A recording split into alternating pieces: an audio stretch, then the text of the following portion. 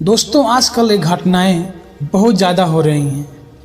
कैसे एक शादीशुदा औरत अपने बहनोई के प्यार में अंधी हो जाती है, और इतना ही नहीं, वो अपने नापसंद पति को रास्ते से हटाने का प्लान भी बना लेती है। चचेरे बहनोई से दिल लगाने वाली प्रियंका इश्क में अंधी हो चुकी थी। उसकी मोहब्बत को जो भी व्यक्ति रोकता था उसका दुश्मन बन जाता था। उसने पहले अपने नापसंद पति को रास्ते से हटाने की कोशिश की थी, वह बच गया था। फिर उसने जो किया, उस मोहब्बत की जंग में जायजा कतई उठाया नहीं जा सकता है।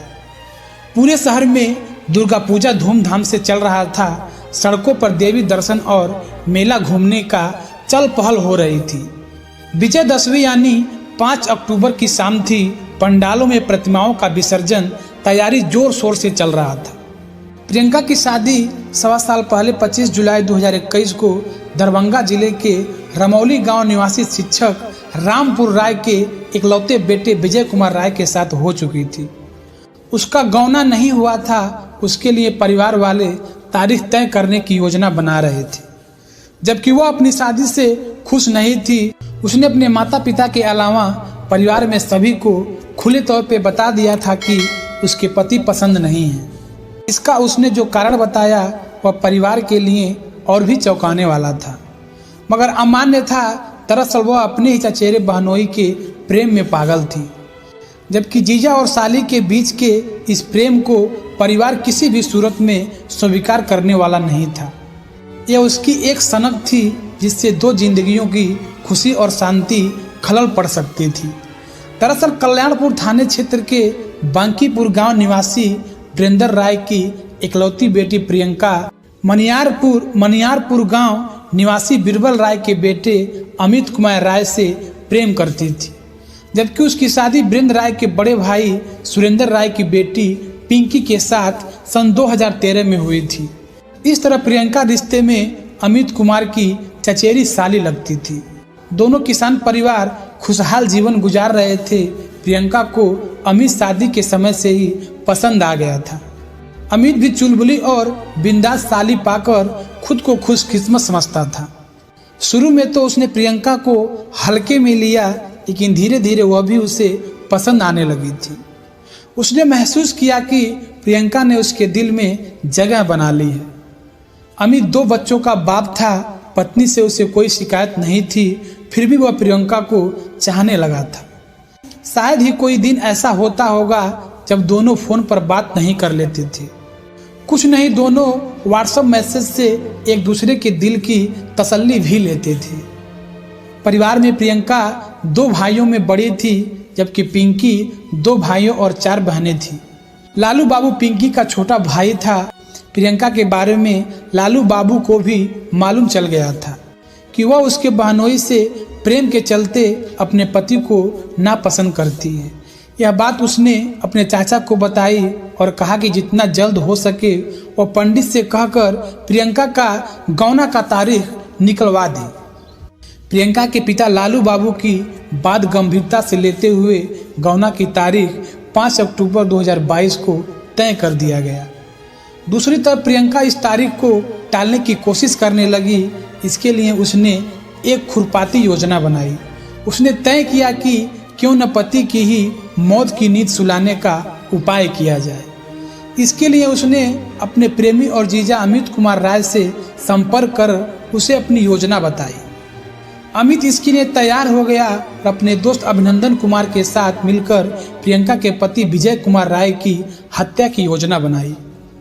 उन्होंने एक शूटर बुलवाया। अभिनंदन मुंगेर जाकर घटना को अंजाम देने के लिए हथियार और कारतूस भी खरीद लिया।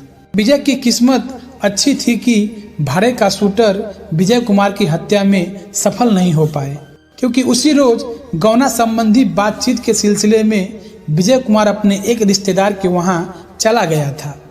उसके बाद वह अपने ससुराल भी आ गया था। प्रियंका उसे अपने घर आया देखकर अब चिंतित हो गई थी। उस वक्त प्रियंका मन महसूस कर रह गई, क्योंकि उसकी योजना फेल हो गई थी। इसी के साथ वह भीतर ही भीतर लालू बाबू से भी खफा हो गई थी। योजना की विफलता का कारण चचेरे भाई को ही मान रही थी। वहीं उसे ससुराल भेजने के लिए माता पिता पर दबाव बनाए हुआ था। पति के बच जाने के बाद उसने उसी रात बहनोई अमित कुमार से मिलकर लालू बाबू को ही खत्म करने की योजना बना डाली। अमित भी प्रियंका के प्यार में इस कदर अंधा हो गया था कि वो अपने साले को मौत के घाट उतारने की योजना में शामिल हो गया।